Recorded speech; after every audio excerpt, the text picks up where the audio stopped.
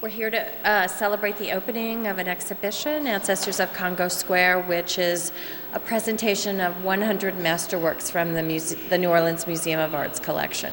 It celebrates the publication of the definitive study of our collection of African art, a book that has been many years in the making. It is a publication that has been edited by our curator, Bill Fagley, with the participation of almost 50 scholars from all over the world who have contributed the most recent scholarship and information about this collection, which is also one of the most important collections in the world. This is a collection of 100 sculptures from the permanent collection, as the title indicates. And this is an exhibition which was inspired by a book which we published recently about the museum's collection. And this exhibition will continue to July 17th, and there are many programs, speakers and musical performances and what have you during the run of the exhibition until mid-July. The exhibition is 100 objects selected for their variety and for their excellence, and it's a really good cross-section of the art of sub-Saharan Africa. It really means West Africa and the Congo. There are very rare pieces here, and we have, in addition to the artworks, we have several videos which show similar pieces to the ones that we have, but they're being danced by the Africans in Africa. And these will be continuously on view, the videos, so you can really get a good context for how that particular artwork was used. The title, what the title really signifies, it's called Ancestors of Congo Square. Now, all us New Orleanians, many of us know what Congo Square is. It represents what it is an area right outside the French Quarter next to the municipal auditorium that was dedicated where African slaves who were in servitude in homes and businesses here in New Orleans were allowed a day off on Sunday where they could meet and socialize and dance and play music. And this exhibition is dedicated to them, and it's also dedicated to the artists, most of whose names we don't know, who created these artworks that are in the exhibition. And why it's important, the exhibition, why it's important is because I'm very proud to say that the New Orleans Museum of Art has probably one of the half-dozen best collections of African art in the United States in an art museum. Today we launch and debut, first and foremost, a book, a groundbreaking study for African art. Ancestors of Congo Square, African Art in the New Orleans Museum of Art fulfills one of the most essential aspects of any museum's mission, and our museum's mission, which is to provide the most important and groundbreaking research on our collections. Remarkable in its quality and scope, NOMA's African collection is one of the finest in the United States. Yes, indeed, one of the finest in the United States.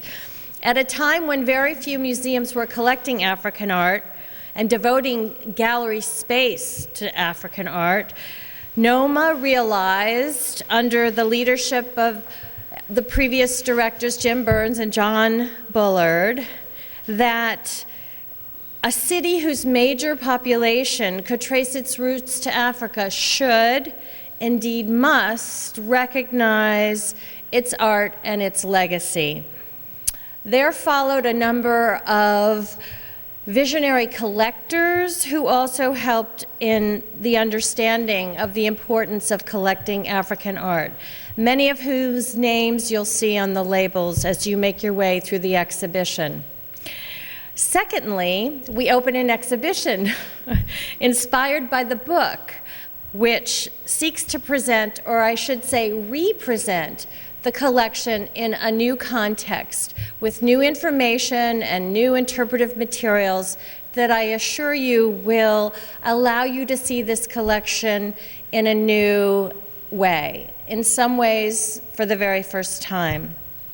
So we've taken the paradigm of a book that accompanies an exhibition, which is usually the case in museum presentations, and turned it on its head and created an exhibition that accompanies a book. And that's the purpose of this presentation for the next several months. All of these works, which represent 100 masterpieces of NOMA's collection, all have been on the third floor of the museum. But you will, as I mentioned before, see them in a new way.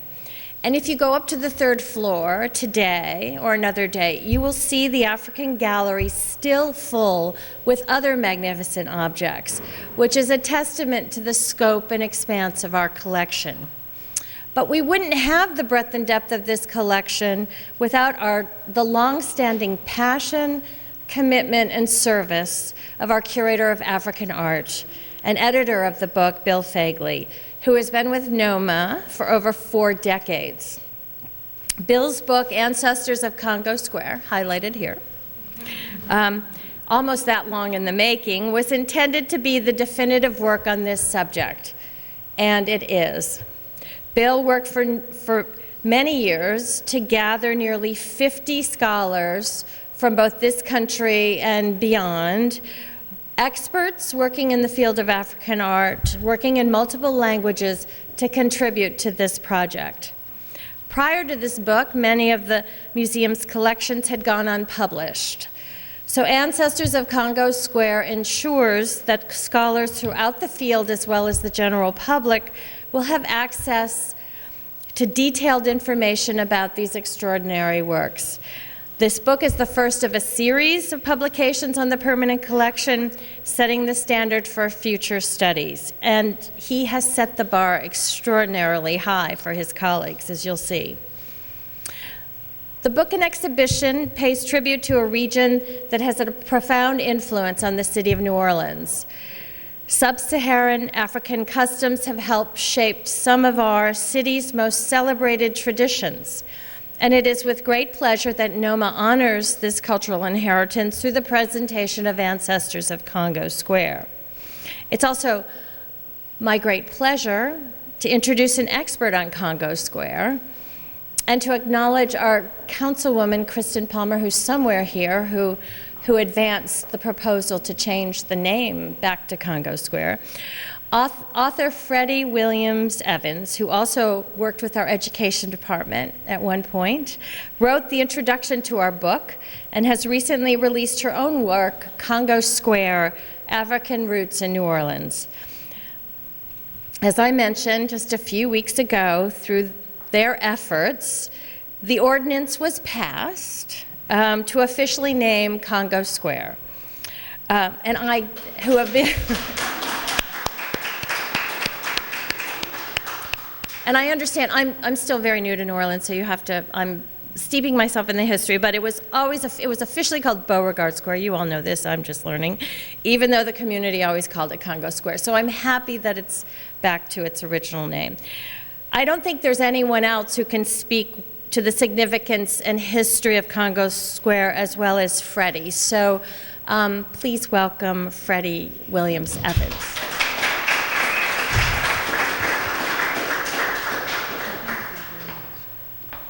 Thank you, Susan.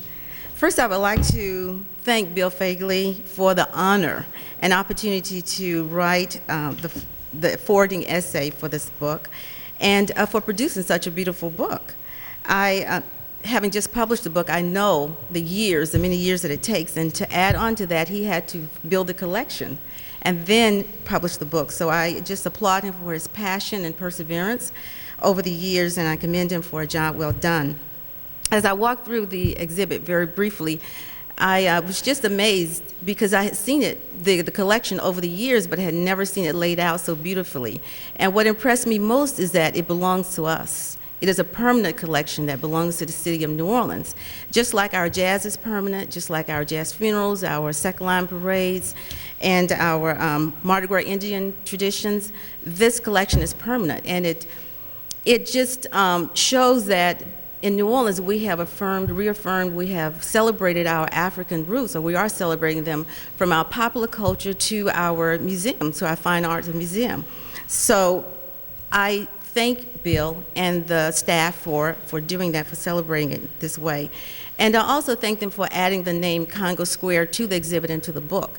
That is very significant because Congo Square comes from the enslaved Africans who gathered in that location, what we call Congo Square, and officially call it Congo Square now, for over 100 years, off and on, during the 18th and 19th century.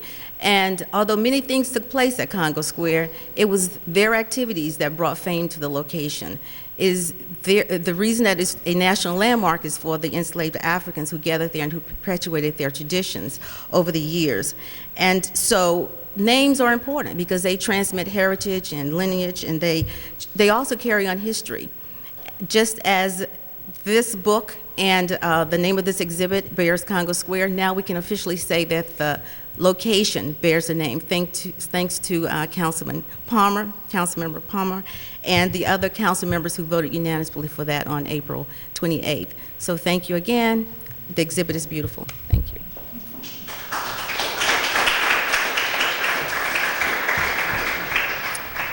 Thank you, Freddie, for your contributions and to our work and to New Orleans cultural works at large. And now, the person you really want to hear from is the one who's made it all possible, editor, author, and African curator Bill Fagley. Bill has brilliantly executed the responsibility to spark our interest in the permanent collection by gathering together nearly 50 authors, art historians, ethnographers, and anthropologists to create a book that is a testament to our African collection.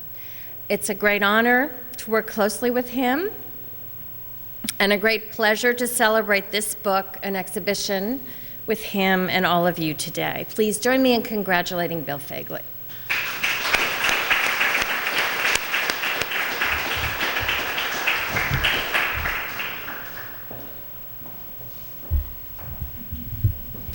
Thank you, Susan. It's been a lot of fun doing this.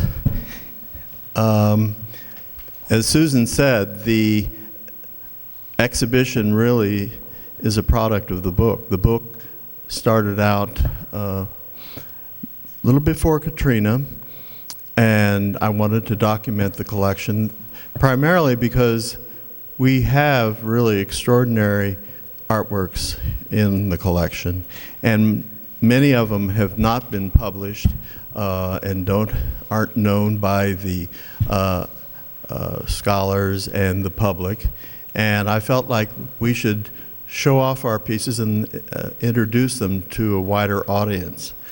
So naively, I started writing the book. And I spent a couple of years writing. And then it suddenly dawned on me, wait a minute, why am I writing this book? You know, I have all these friends and colleagues who are the authorities, who've done the pioneering work and have done the field work in Africa, who have come up with the facts of what these cultures are. And so with a bold stroke of the delete on my computer, I deleted a couple of years writing and invited 48 of my friends to contribute, asked them if they, and everybody was most cooperative. I'm so thankful to them because these really are the top scholars in the field today in North America, Europe, and Africa. So having done that, and the book was in production, Susan, when she came last September, encouraged us to get the book published, and we have Scala Publishers in London, who are one of the premier publishers of art museum books, to take on the project and produce the book. It celebrates the publication of the definitive study of our collection of African art, a book that has been many years in the making. It is a publication that has been edited by our curator, Bill Fagley, with the participation of almost 50 scholars from all over the world who have contributed the most recent scholarship and information about this collection, which is also one of the most important collections in the world. I have a feeling that many people haven't experienced this type of art, and it might be revelatory. It might really open up some eyes, and people might say, I'm glad I came. I knew nothing about this, but it's something that I really enjoyed and appreciate, and will tell my friends about. The permanent collection is as interesting and as enjoyable as a special exhibition experience. I think people oftentimes think about museums only in the context of special exhibitions or blockbuster exhibitions, when truly the collections are what makes a museum special and unique. And so for us to have an exhibition that celebrates a book and celebrates a collection, putting that collection in the context of a special exhibition, I think, is very important.